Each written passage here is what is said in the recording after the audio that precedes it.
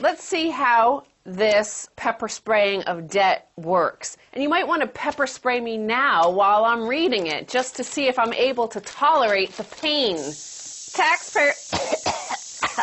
Taxpayer to carry the risk for private mortgages. If you could see through the haze of pepper spray, the taxpayer is to become the ultimate guarantor for hundreds of millions of pounds of mortgages as part of a radical strategy to boost Britain's ailing housing industry. So by taking some of the risk of lending, the government hopes to bring down deposits of up to 20% for first-time buyers to as little as 5% and to kickstart demand for homes. Look, if the taxpayer is the backstop and the guarantor, maybe the taxpayer should elect somebody to run the country that has their interests at heart and not the interest of the people who are putting together these false agglomerations of illegal debt. You know what I'm saying? If they're going to be the backstop and they're guaranteeing the debt, then shouldn't they have somebody in office who's there for their interest? How can they allow for someone to be parachuted in from a banker to serve the banker's interest, to set it up so that when the bankers fail, then the taxpayer, the citizen, has to be the backstop? He's also helping developers out. So housing developers, the article says, will also be able to bid for up to £400 million of government subsidies to start work building on land which the developers already own but consider currently uneconomical to develop. Isn't this what a market is, Max? Price discovery mechanism, all that stuff? Right. Well, the way to cure the housing problem in the UK is to let the market determine where the price should be that would stimulate demand. So by Cameron coming in and gifting developers with huge cash gifts to go out there and manipulate the market is only going to, A, make the developers rich in an unhealthy way that we saw in Ireland. Look at all the developers in Ireland who walked away with billions of euros because they were crooked and corrupt. Same thing with the housing developers in the UK. They are pretty much across the board completely corrupt. So the Cameron is just going to give them a free gift. Just like the banks, they won't actually use it to build housing in a sustainable way. They'll use it to pay themselves huge bonuses and walk away. And then 5 years from now, Cameron will be in the exact same position he was. And if you look what they have done with the rail system. Every 5 years, the transportation system needs a bailout. They give it to private contractors who steal the money. 5 years later, nothing's better, and they give them another gift. So now they're using the same ridiculous methodology that's bankrupted the country, and they're going to apply it from the transportation industry, and they're going to try it now in the housing industry, because it works so well in transportation. Now we're going to try it in housing and completely and systemically and institutionally totally corruptify that part of the economy. Corruptify? Is that a Corruptified. Well, but it's also, you know, how democracy can work as a tyranny against everybody else, because in the UK especially, you only need something like 23% of the vote, the popular vote, and you become Prime Minister. Here he's helping out a select group of people who could even come up with the 5%, because average house prices in the UK are still £232,000, which is like you could buy Beverly Hills for that. Absolutely. They think the problem is not with the prices themselves as it would relate to a free market capitalist system. They perceive the problem to be that the additional layers of an enormous Ponzi scheme is missing, that the government will supply because the private sector is too broke to provide that next layer of a Ponzi scheme. This will result in further market dislocation. The house prices will never find a point of equilibrium that would be equivalent to a free market system. And Cameron clearly is pandering to his constituency to try to stay in office, because everything else he touches turns to complete junk. He's got the reverse Midas touch. Well, listen to what another article on the same story, first-time buyers could get government-backed 95% mortgages. So listen to his arguments. Out goes free market capitalism, that the market should determine what the price is. And listen to the airy-fairy middle class or lovey class sort of targeted language. It's not just about the economy, it's also about people's hopes and dreams.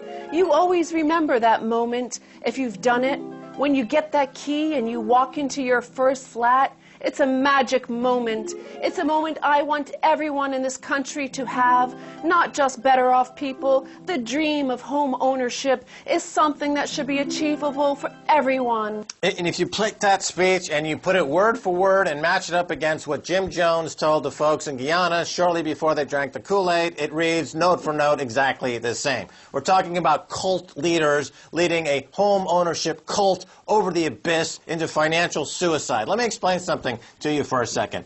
Capitalism without bankruptcy is like Christianity without hell. I mean, you've got to accept the total package. If you're going to be a free marketeer, you've got to accept that people go bankrupt. That's the way you weed out the weaklings. Or don't call yourself capitalist and go on the perpetual David Cameron merry-go-round of free giveaways for the kleptocrats while austerity measure for everybody else, but we're supposed to feel good because somebody's got a speech that they stole from Jim Jones down there in Guyana. Okay, he announces this plan just as this headline breaks. Property asking prices cut by most in 4 years. House sellers have cut their asking prices by the largest amount for 4 years as the relentless flow of bad economic news damages confidence, according to the latest figures from Rightmove. That's the way you clear an inventory. You drop the price, and then people can afford it because it's at the new market price, the new reality. Cameron, how about that for a turn of phrase down there at the dispatch box in the House of Commons? Reality! I know it's a freaky term that they didn't teach you at Eton, but maybe you should read up on it. It's called reality. And you obviously don't live anywhere near that neighborhood. You live in cuckoo land, where you can stimulate the economy with free grift to housing developers who are known assassins, known financial crooks. What the hell, man? Are you out of your mind? Well, average asking prices had dropped by £7,528, or 3.1% from the previous month. So that's a better way to help people get on the so-called housing ladder rather than take from somebody else. He's having to take from somebody else in the economy, and as we covered when we were in London, he cut it from the poor and the disabled. So some paraplegic right now is being thrown out in the street, so somebody who might vote, who can vote, is going to vote for David Cameron instead. Right, your point is well taken. He's moving assets from one part of the economy to subsidize the housing industry, which he has identified as key to growth in Britain. Why?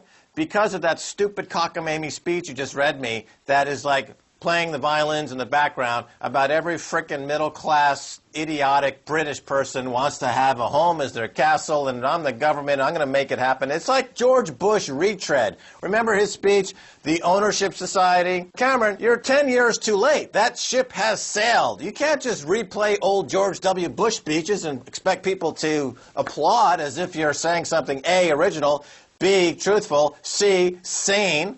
And in the remaining minutes we have here, Max, I want to turn to this little bit of audio to show the nature of the people we're bailing out, who we're all suffering for. And this is Eric Townsend. He's an American investor living in Hong Kong, and he's talking to Financial Sense NewsHour about an account that he had, a commodities account, where they started liquidating his account, even though he was perfectly hedged. And they started liquidating his account due to an obscure rule they say that was in his contract. And it really makes me wonder, you know, is this stuff designed to protect them in some way, because every action they took increased risk to me and it increased the risk to them? Or is it intended so that a customer's account can blow up according to a complex set of rules that the customer can't possibly inform themselves of?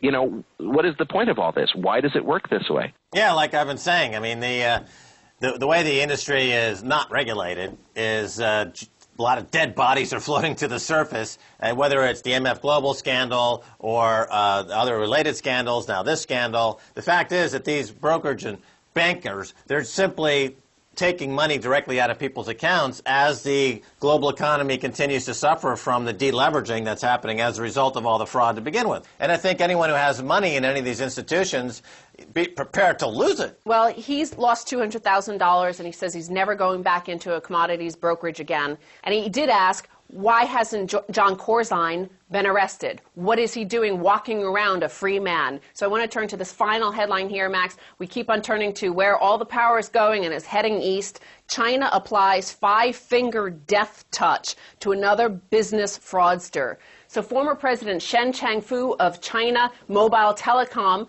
was sentenced to death on charges of taking bribes of over 36 million renminbi, which is around $6 million. Then, Max, on November 17th, his son was sentenced to 10 years in prison for taking bribes of $2 million. Now, this is the killer sentence here. In this case, the son was sentenced for using his father's connections to support getting new contracts for companies. He was then paid dividends by the companies. So just by using his own father's connections, now you think of David Cameron's entire cabinet and all that they have behind them. They have no work experience, no credibility, no intelligence or know-how. All they have is that they were part of the Lucky Sperm Club. If they were complying with China's standard of moral rectitude, they would also all be five-fingered of death. So you have to ask yourself, where would you rather have your money? In David Cameron's jizz shack, where it's all vaporizing out the window because he's a nincompoop? Or China, where people actually kill the malcontents? Stacey Herbert, thanks so much for being on the Keiser Report. Thank you, Max. Don't go away, much more coming your way, so stay right there.